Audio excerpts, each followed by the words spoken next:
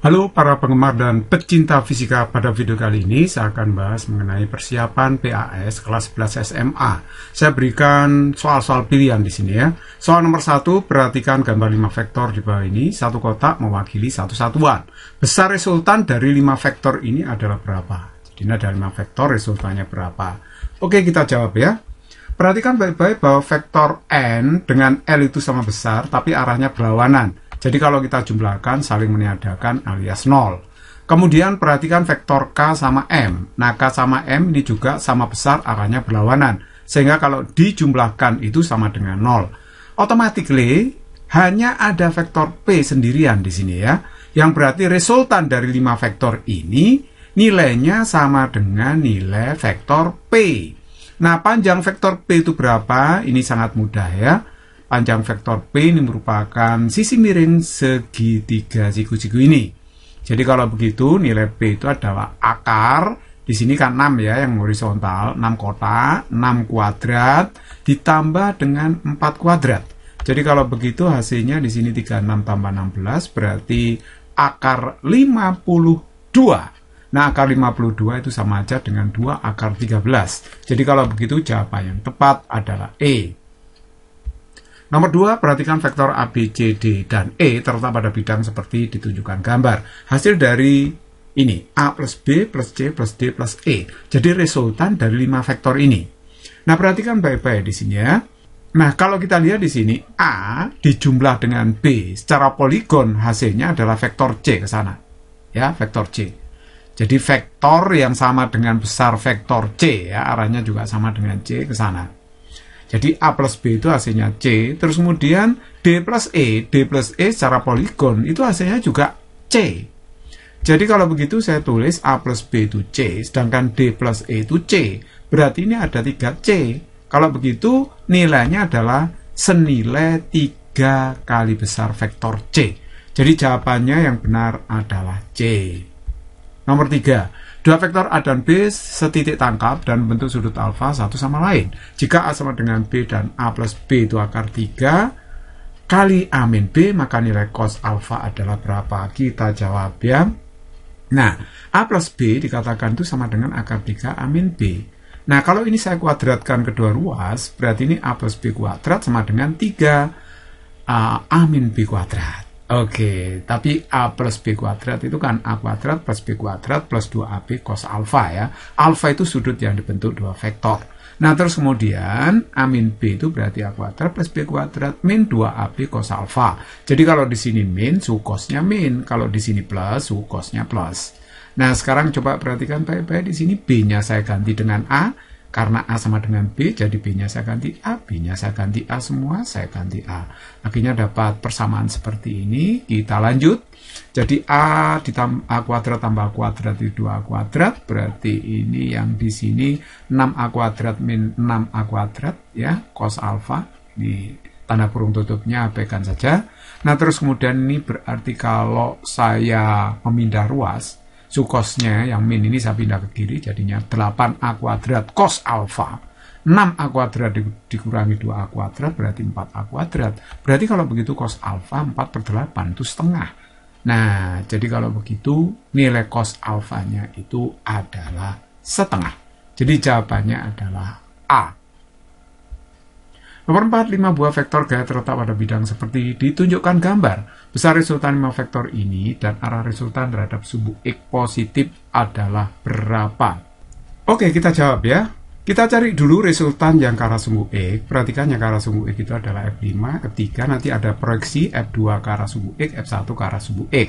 Tapi F1 yang ke arah sumbu X dengan F2 yang ke arah sumbu X itu nilainya sama, tapi arahnya berlawanan sehingga saling meniadakan. Jadi F2X nilainya sama dengan F1X, sehingga ini saling meniadakan. Jadi nanti tinggal ini aja, F5 sama F3. Jadi F5-nya sama F3 kebetulan juga sama ini ya. F3 sama F5 sama. Jadi saling meniadakan juga ini. 4 dikurangi 4 ya. Nah, kalau ini kalau dihitung sungguhan ya, ini kan F2 cos 53, ini F1 cos 53. Tapi nilainya sama, berlawanan, saling meniadakan.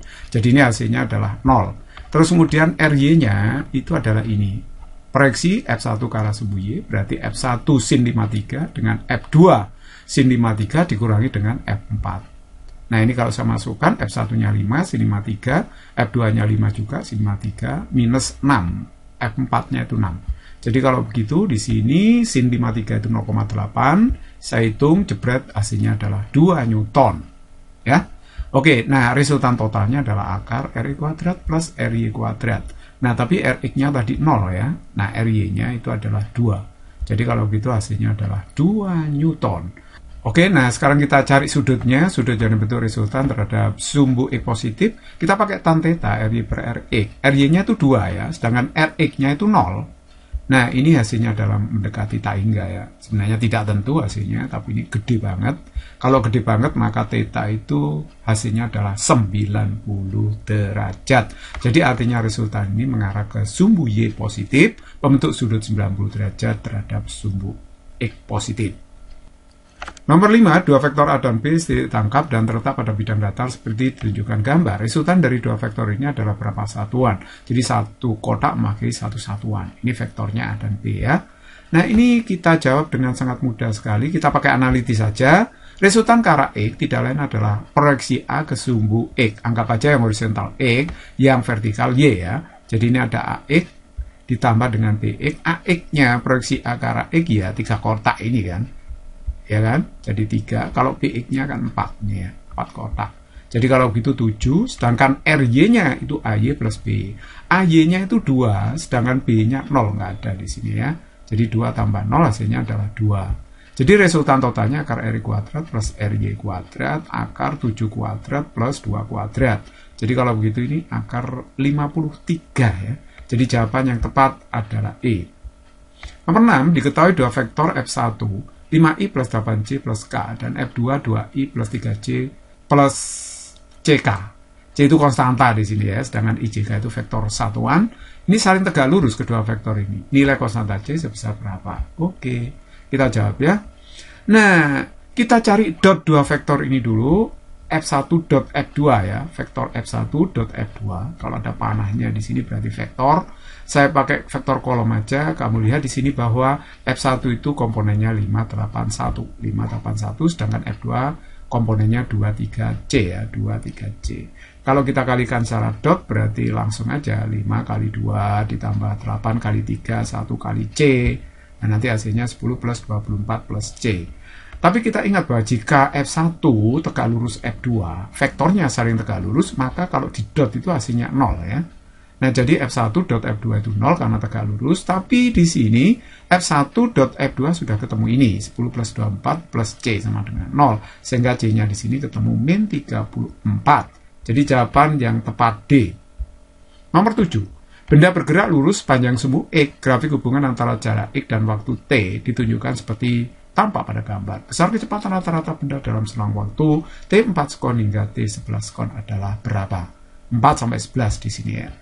Nah, kalau kita lihat pada T4 sekon, posisi bendanya di 12 meter. Kemudian pada T11 sekon, posisi bendanya di 22 meter. Jadi kalau begitu, kecepatan rata-rata itu delta X per delta T ya. Delta X-nya 22 dikurangi 12, delta T-nya 11 kurangi 4. Jadi ini hasilnya adalah 10 per 7 meter per sekon. Jadi kalau begitu jawaban yang tepat adalah B. Nomor 8, dua mobil P dan Q bergerak lurus sama arah. Grafik hubungan antara kecepatan dan waktu ditunjukkan gambar di bawah. Pada saat mobil Q tersusul P, kecepatan mobil P pada saat itu berapa begitu? Oke, kita jawab ya. Nah, saat mobil Q tersusul P, maka posisinya harus sama, SP sama dengan SQ. Nah, sedangkan posisi P itu ya jarak tempuh P itu adalah VOT plus setengah T kuadrat. Kenapa? Karena GLBB. P itu GLBB, dipercepat ini ya. Begitu juga Q juga mengalami percepatan sehingga GLBB. Rumusnya sama, bentuknya sama seperti ini. Nah, VO dari P itu adalah 0 di sini, 0 kali T plus setengah. Percepatan dari P adalah gradien dari garis lurus P ini. Gradien garis lurus P. Jadi gradiennya itu adalah 6 dibagi dengan 5. Nah, itulah percepatan dari P, 6 per 5 kali T kuadrat, sama dengan kecepatan awal dari Q adalah 4 kali T plus setengah. Percepatan Q adalah, lihat segitiga yang kecil ini, berarti gradien dari garis ini adalah 6 dikurangi 4 dibagi dengan 5. Jadi 2 per 5 T kuadrat. Akhirnya ini 0 ya, ini 3 per 5T kuadrat sama dengan 4T plus 1 per 5T kuadrat. Nah ini saya lempar ke ruas kiri, jadinya 2 per 5T kuadrat ya. Nah sama dengan 4T. Nah saya bagi T kedua ruas, kalau saya bagi T 2 per 5T, yang ini 4 aja karena T-nya sudah hilang. Jadi kalau begitu T-nya adalah 10 skon. Oke, tapi yang ditanyakan kecepatan P pada saat itu. Kecepatan P pada saat itu adalah VO plus AT, VO-nya di sini P-nya 0 ya, VO dari P. Nah, A-nya tadi 6 per 5 yang P, ini kan 6 per 5 tadi, ya ini. Nah, dikalikan T-nya adalah 10 saat tersusul, ya kan? Jadi kalau begitu hasilnya di sini adalah 12 meter per skon. Jadi jawaban yang tepat adalah D. Nomor 9, seorang teroris menjatuhkan sebuah granat dari ketinggian 45 meter. 1 detik kemudian ia melemparkan sebuah granat lain ke bawah. Berarti granat lain ini telat 1 detik waktunya. Anggap tidak ada gesekan udara dan kecepatan gravitasi setempat 10 meter per sekon kuadrat.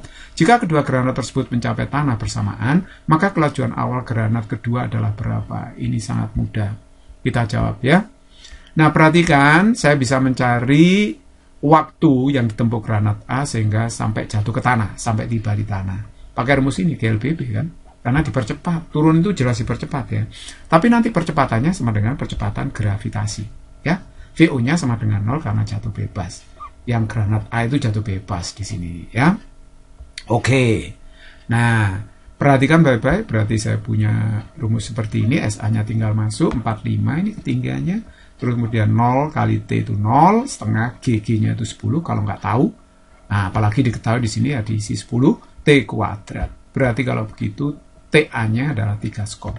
Kan ini 45 ini 5 kan, berarti T kuadrat sama dengan 9, T-nya akar 9, 3 skon.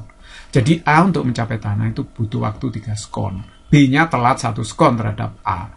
Jadi B untuk mengejar A ini hanya butuh waktu 2 skon. Supaya jatuh bersamaan di tanah. Oke? Jadi waktunya B itu 3 dikurangi 1. Nah, 2 skon.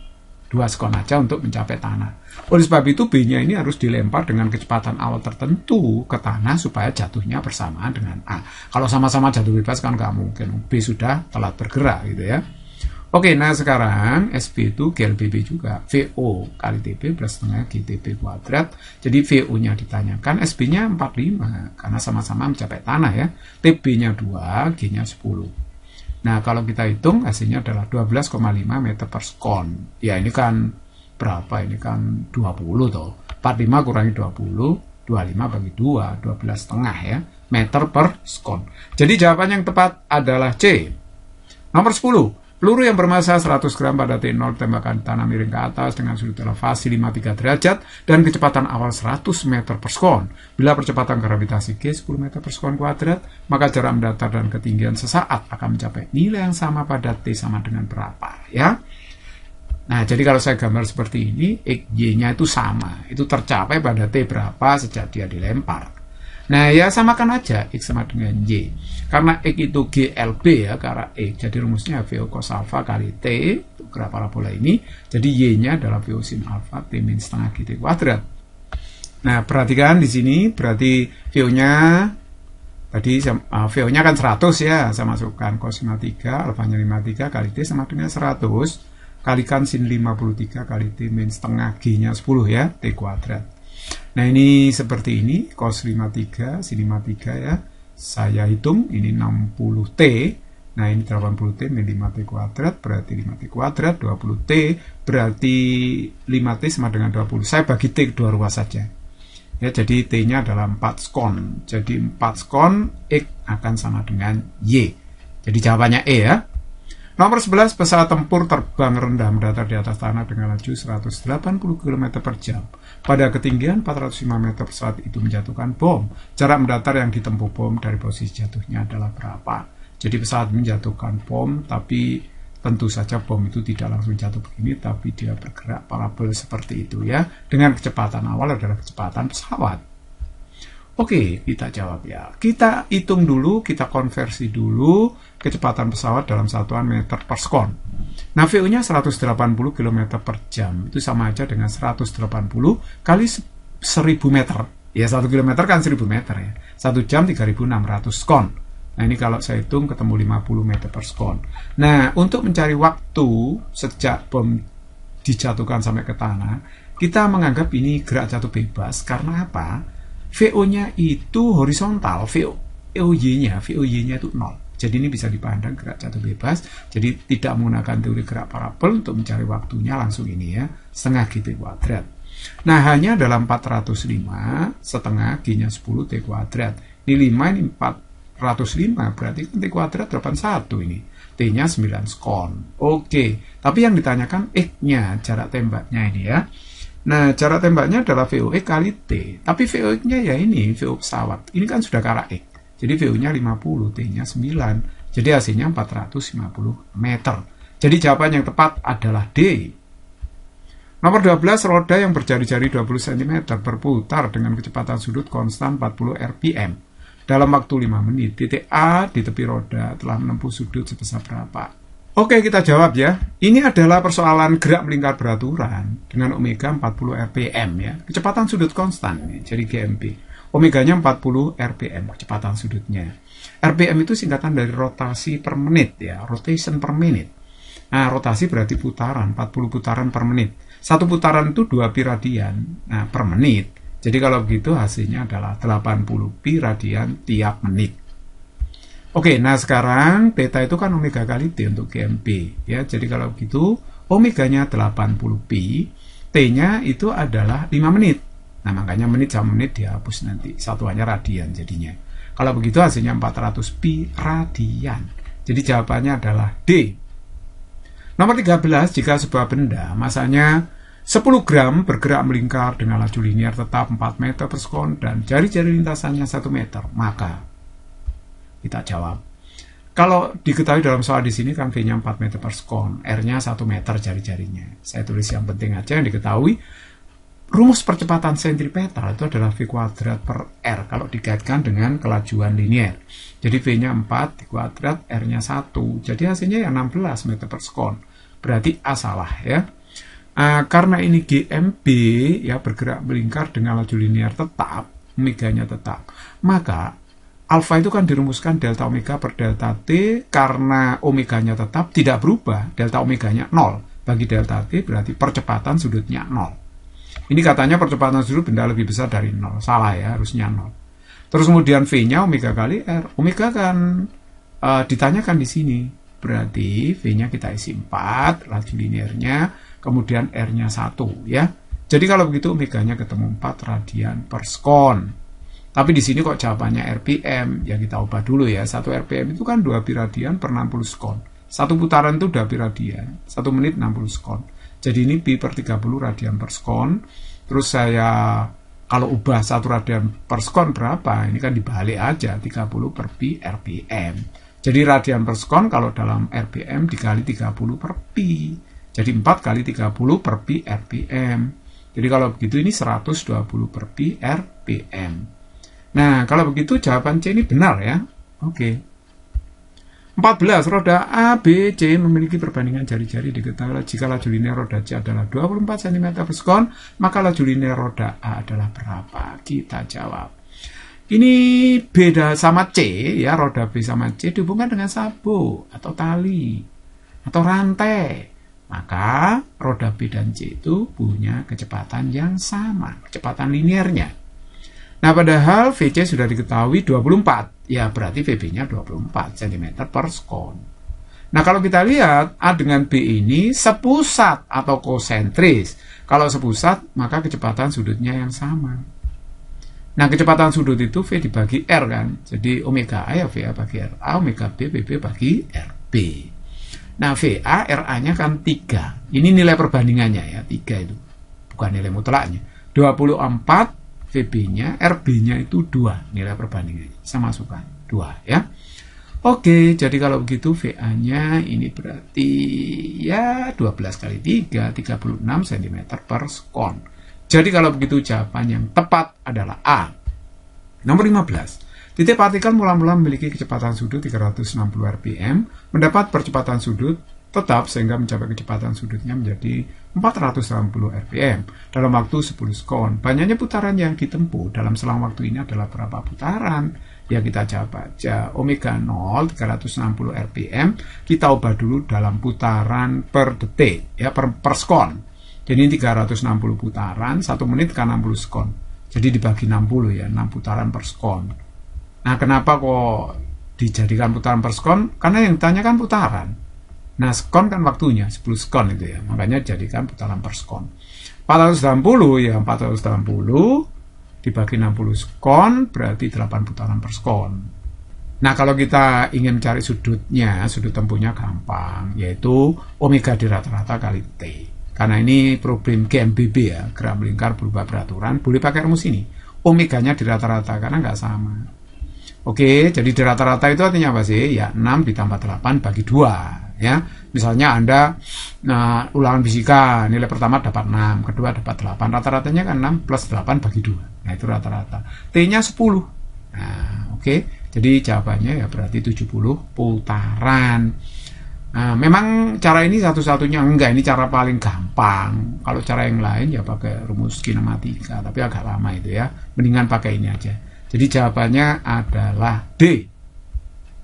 Nomor 16, sebuah balok masanya 10 kg yang terletak pada lantai kasar mendapat gaya horizontal 19 Newton. Bila koefisien gaya geser statis dan kinetis masing-masing diketahui, maka gaya geser yang bekerja pada balok berapa? Oke, kita jawab. Kalau balok masanya 10 kg ditarik dengan gaya 19 Newton, kita kan nggak tahu balok ini sudah bergerak atau masih diam. Jadi caranya kita umpamakan balok hampir gerak. Nah, kalau hampir gerak, Fs nanti akan mencapai nilai maksimumnya. Nah, jadi gambar gaya yang lain berarti ada normal, ada gaya berat ya. Itu.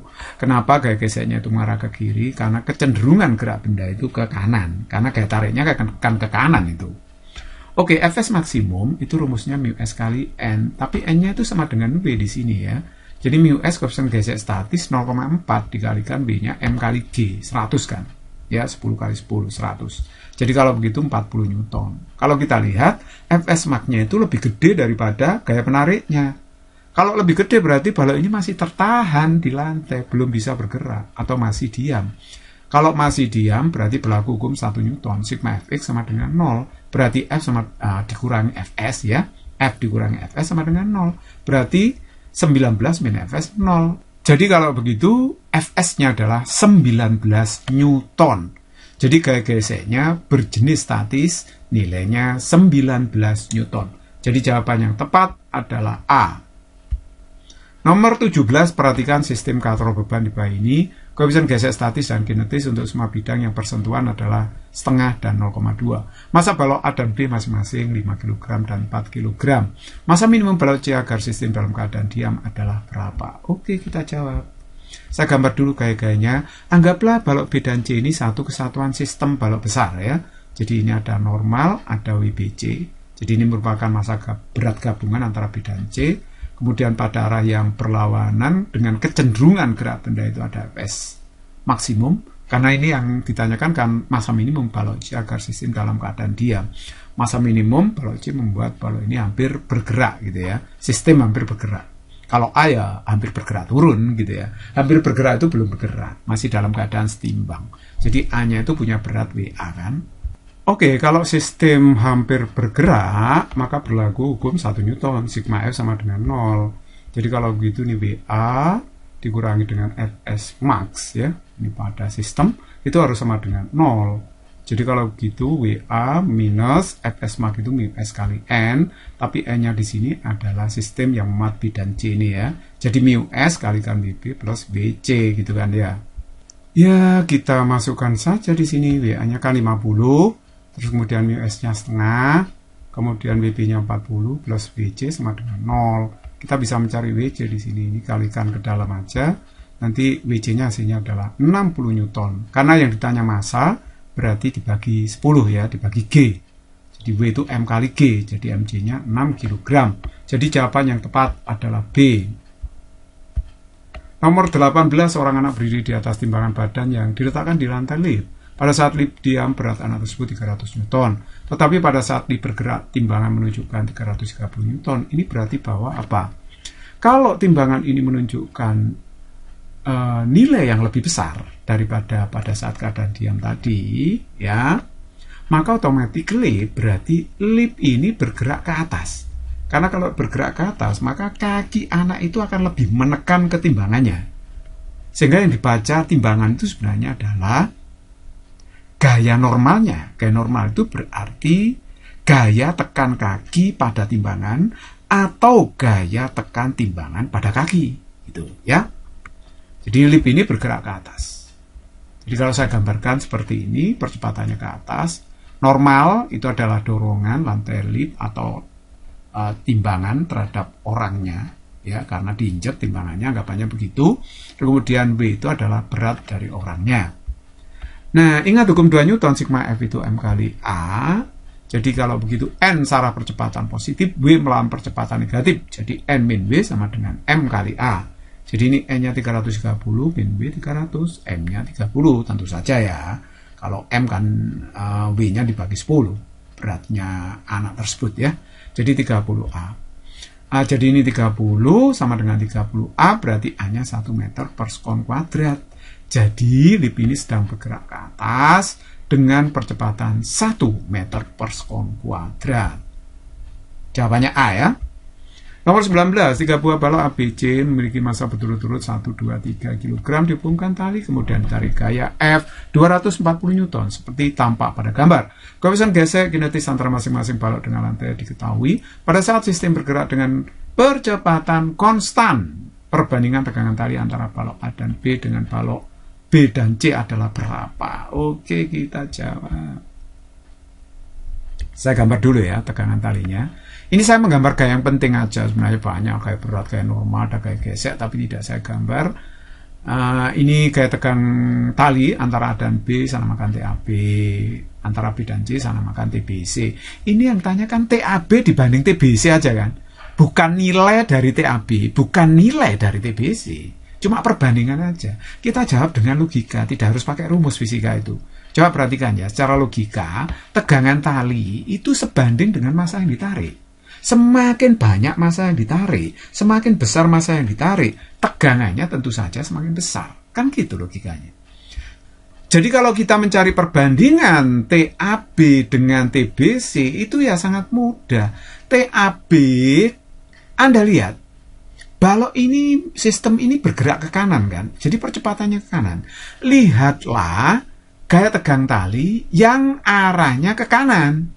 Jadi yang arahnya ke kanan untuk TAB itu ini ya. Jadi TAB ini yang arahnya ke kanan. Dia narik siapa? Kan narik massa A saja. Jadi saya tulis MA. Nah, sedangkan TBC yang arahnya ke kanan, jangan yang ke kiri, yang kanan, yang searah gerak benda. TBC itu narik siapa? Secara langsung menarik B, tapi A-nya kan juga ikut ketarik, gak mungkin enggak ya. Jadi kalau begitu TBC narik 2, yaitu B dan A. Jadi makanya saya tulis MB plus MA. Jadi kalau begitu MA-nya kan 1. MB plus MA berapa? MB plus MA 2 tambah 1. Berarti kalau begitu hasilnya 1 dibanding 3. Nah, gaya geseknya gimana? Gaya geseknya ngaruh. Karena gaya gesek antar balok dengan lantai itu sama semua, 0,2. Kecuali kalau gaya geseknya beda-beda ya. Kita harus hitung dengan hukum 2 Newton. Kalau ini tidak usah. Jadi hanya mencari perbandingan tegangan tali. Oke, jadi kalau gitu jawaban yang tepat adalah A. Nomor 20. Balok A masanya 2 kg, B-nya 8 kg dihubungkan tali dan dikaitkan katrol seperti ditunjukkan gambar. Tali ringan dan massa katrol diabaikan. Percepatan benda B adalah berapa? Hanya percepatan. Nah, coba perhatikan, saya jawab ya. Ini saya gambar gaya yang penting aja. Ada WA, ada WB, tegangan tali tidak usah saya gambar, nggak penting. Perhatikan karena B ini masanya lebih gede daripada A, berarti B-nya turun, A-nya naik kan. Nah, karena B-nya lebih berat, tentu saja turun, A-nya naik. Jadi B percepatannya ke bawah, sedangkan A percepatannya ke atas. Nah, kalau kita lihat sistem ini, maka percepatan sistem itu nanti akan sama dengan percepatan A atau B. Kenapa percepatannya sama? Kalau B-nya turun 1 meter, maka dalam waktu yang sama, A-nya ke atas juga 1 meter kan? Makanya dikatakan B itu percepatannya sama gitu kan? Jadi sigma F-nya gimana? Ya, ini WB secara percepatan positif, sedangkan WA berlawanan dengan percepatan yang negatif. WB min WA. Nah, terus kemudian masanya kita jumlahkan MB plus MA.